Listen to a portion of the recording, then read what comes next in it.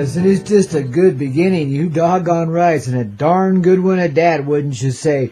Here, getting it in that Koyote way, you betcha, man, the way that helps you always want to play. Oh, 'cause that's what it is today. That's what it is in this moment of time. It's play, babies. It's partay. It's time to rock this world. It's time to let it loose, kids. No, don't hold it back. You know, you are like a shotgun of love, a scattergun of love, you know. And when you go off, you never fall short, man. You hit the target every time, you can't miss. And it just continues onward and onward and onward and onward, babies, you know. You're the revolution in motion. The revolution of the heart. The resolution of the human heart. It all resolves, and very clearly so, inside of you. As we see it, you know, beneath this Magdalene moon. Yes, indeed, this moon of great change, where darkness becomes light, and faces are bright, and everyone's wings spread out, and we all take flight. Back to that home in our decent, sweet, compassionate, and sincere, loving, innocent heart that we hold so dear. And now it becomes so clear. We've suppressed it. We put it away a long time ago, man. But we bring it back now into the fullness of our flow. The divine innocence, don't you know? The purity and the protection that comes from the infection of the ever-loving, radiant life that glows forward from us into the being of creation. That makes us who we are and what we are, together united in a singular, conscious expression of the greatest love ever known. Transformation and then some. How you like that, Joan? Hey, Jim, you getting with it, man? Yeah, I reckon so, man. So am I. I'm starting to catch on to this shit just a little bit at a time. A little bit here, a little bit there as the Coyote Medicine proceeds along here in this Coyote Medicine show. This wake up call. Wake the fuck up call, man, because it's time to see and regenerate, you know, and be that which we truthfully are, you know. And it starts right here, this simple little thing like a union of love between all the hearts tuned in here and all those beyond those dear and all those tuned in that ain't so clear and all those that are just barely getting it out there on the hinterlands, the edges of Asia and Africa and South America and stuff, you know, even down there on the fuzzy edges of New Zealand and Australia, you know. I mean, you can't get more far removed than that.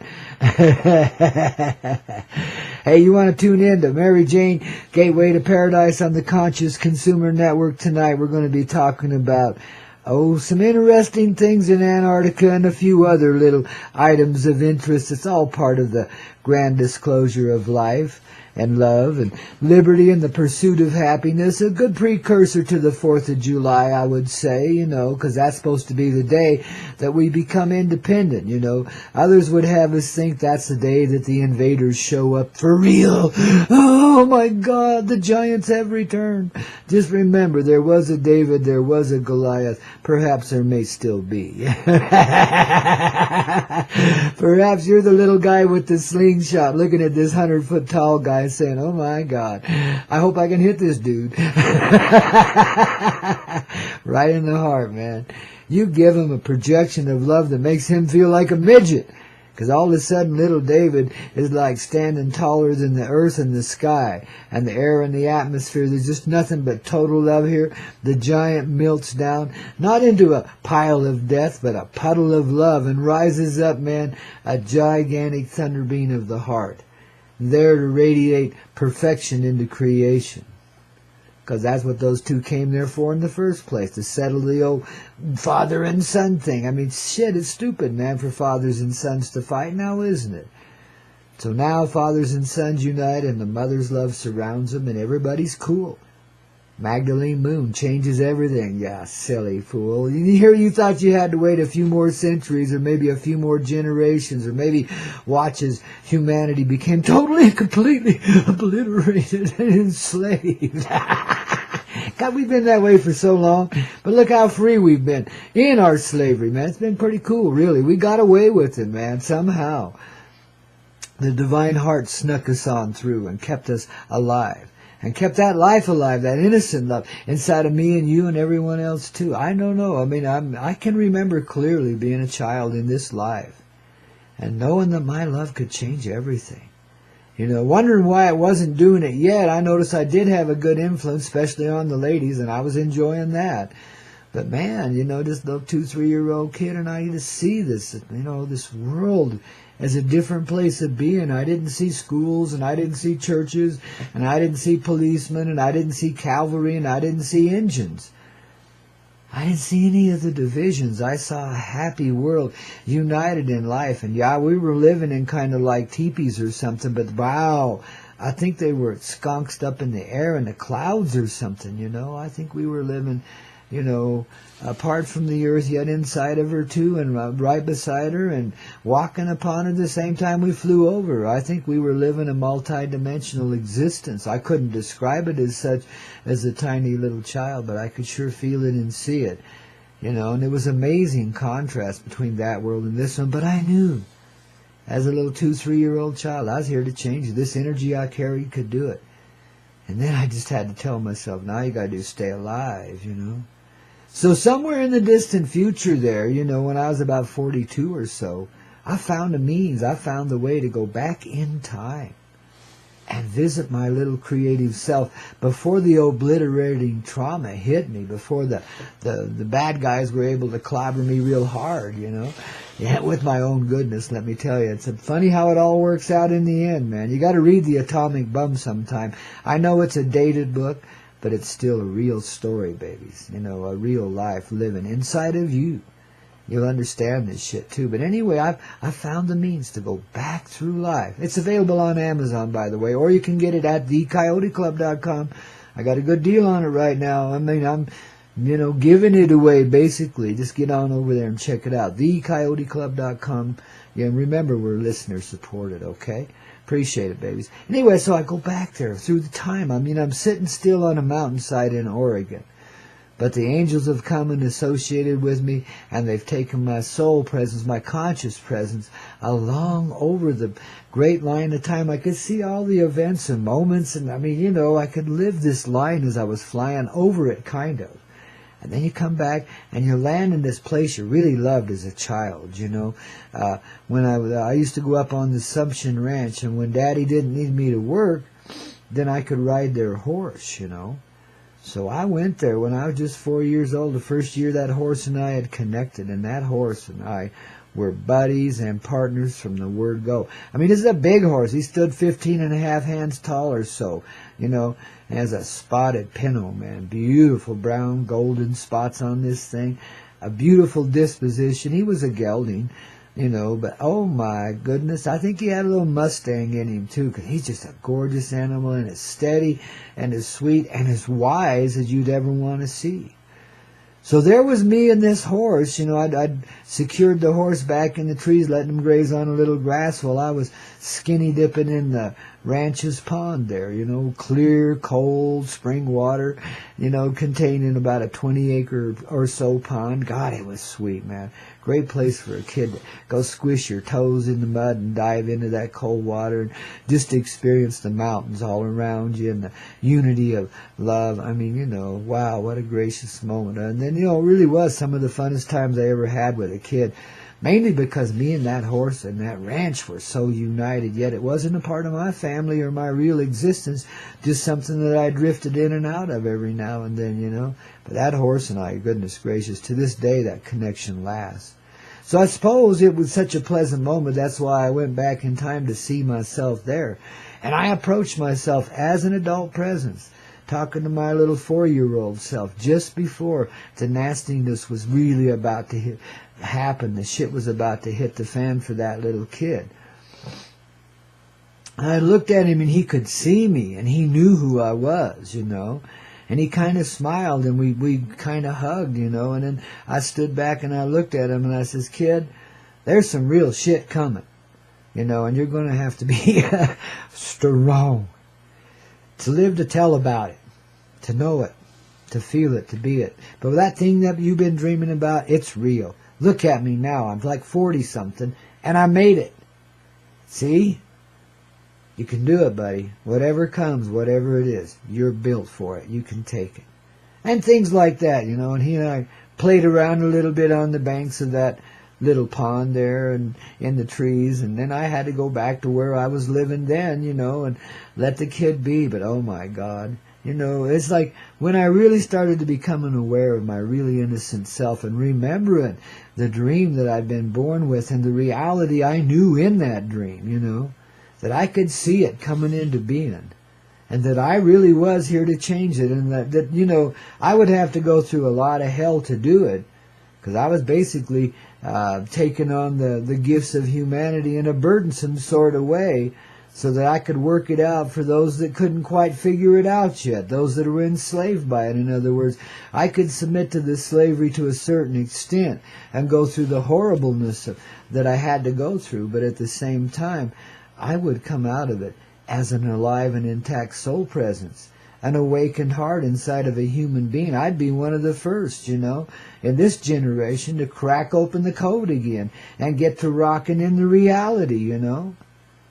That was my truth, and I was born to live it, you know, and I tried to run away from it a lot during my time, because, boy, I tell you, you know, when you've been messed with like I have, you make way too much of it, you know, because somebody else has, you know. Just like when you're a little kid and you're injured and you're not really feeling pain or nothing, but you're laying there, you know, kind of like just assimilating the experience you've been in, and somebody comes along and panics because they see you all bloody or something. You got injured pretty bad, got kicked by a horse or something, you know. And they panic, and then you panic. You see, it was all calm. Everything was doing okay. Your body was putting itself back together before they came and panicked. You see, it's kind of along those lines. So you catch an energy from each experience you go through, you know, from the beings that surround you, you see. And we begin to absorb a different form of life into ourselves, and that's exactly what happened to me. And in a darker sort of way as well as a lighter one, you know. Wow, it was a very unusual childhood, I'll tell you. But I learned a lot. I grew through it, all because I was able to go back in time from age of 42 and talk to myself and convince myself that no matter what came, it's going to be all right. I'd get through it. I'd come back to life. And I had friends. I had plenty of help, man, in this reality. And I did. When I needed it, it was always there. Whenever I need connection with anyone or anything or a particular energy, just pops up like that, man, you know. I'm living a life that's far more synchronistic now than I ever have before, and I've experienced a lot of it.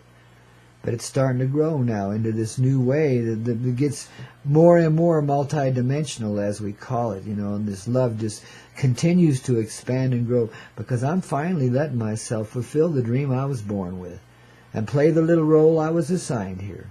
You know, I'm a pretty good little actor, ain't I? I mean, you know, I can dance pretty good on the stage and all that shit. I don't know if I want to do any nude scenes, but I might, you know, if everybody else does.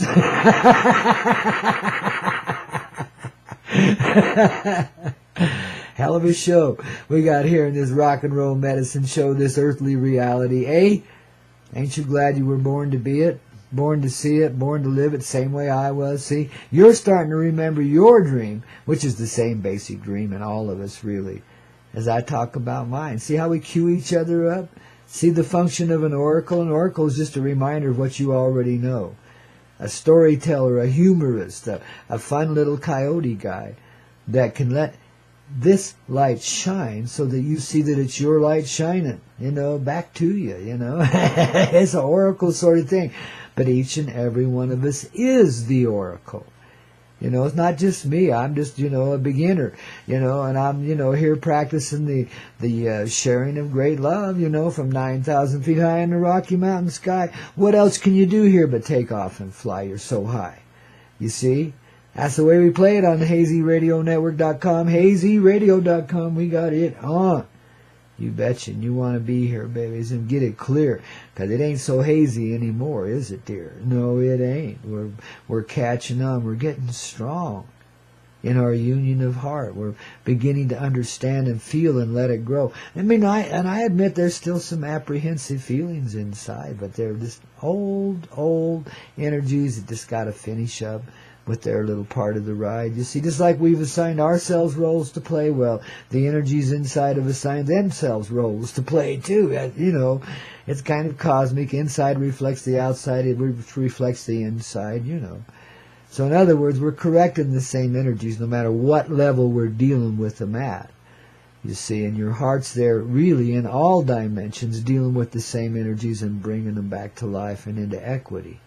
Because there's no other way to see it any longer. It's an inescapable, factual presence.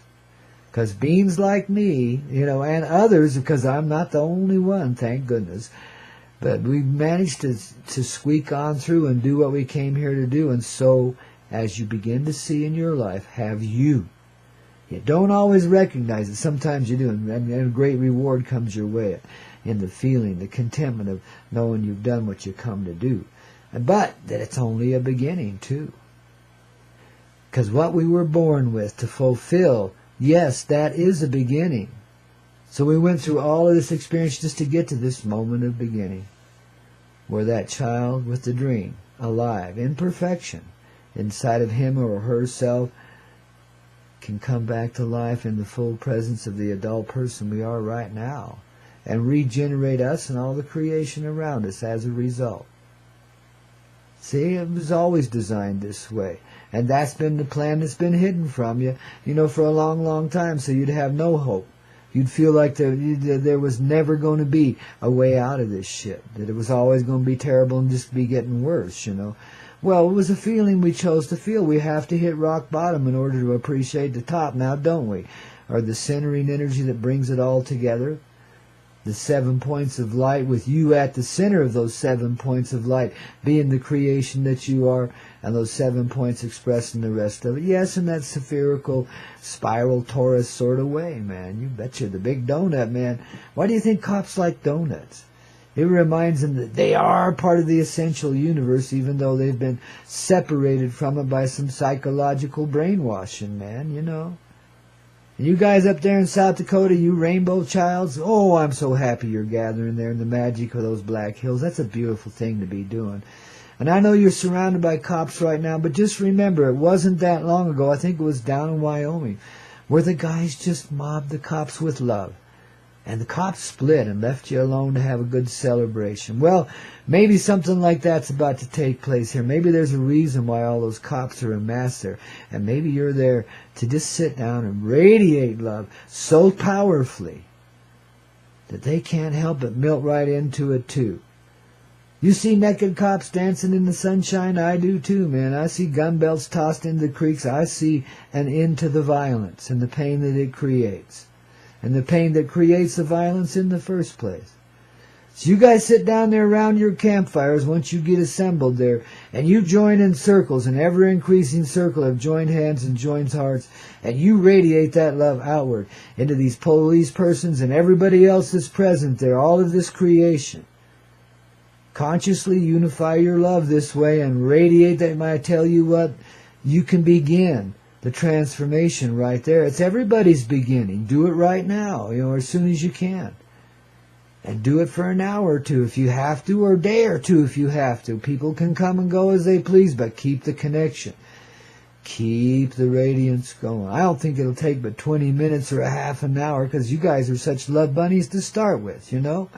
And you got the innocence of your youth with you, as well as the ancient ones there that still are crazy drunks and weirdos, but oh well.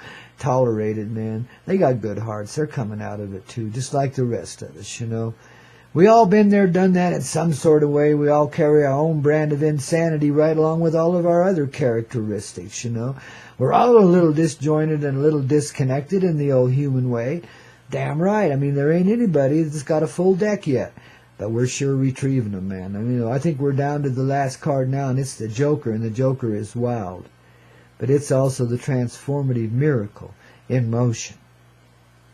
Yeah, 54-card deck and then some, babies. You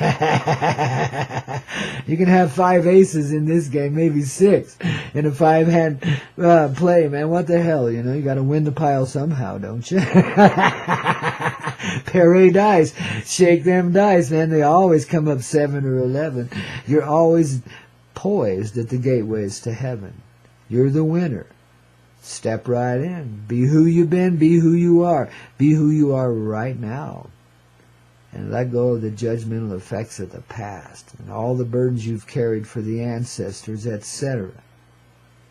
See, we're here to fulfill them, to be the last ones to carry them. I knew that when I was a baby kid, and I know you did too. See, we're a tribe, baby. We're united. We're starting to find each other by the heart realm, right? That's the only way we can come together, is in the heartfelt way. Any other way, it don't work. Because then everybody gets all caught up, and I used to be, and then, oh, but I'm so much better than you, and, it's all that bullshit. We don't go there. We unify in the heart. We already are a unified field. See, you feel it, you live it. It's real simple, and that creates a material reality around it, So we'll go there in assistance to the Rainbow Kids right now. And we'll center up our love here inside, Yeah, there we go. And we'll just, project some sweet energies of love that way. I see a big smiling face of a happy hippie chick. Wow. And she's looking there. She's got a little darkness on one side, a little light, a little brightness all over the rest of the area. So let's just help her brighten up in that one area there. Oh, there we go. See, darkness is only misinterpreted light, so we just, share the light and it transforms it immediately. There is no darkness, really. There's kind of a density, but that's what we're unwinding. Right now from inside of that chickie and ourselves too, man. We're just unwinding that stuff. And as we unwind it in this loving way, well, it's shared greatly with all those in the areas around us. Especially there in South Dakota, where there's potential for some kind of happening other than a loving way. Well, not anymore. Because now, children, it's in the fields of love we play.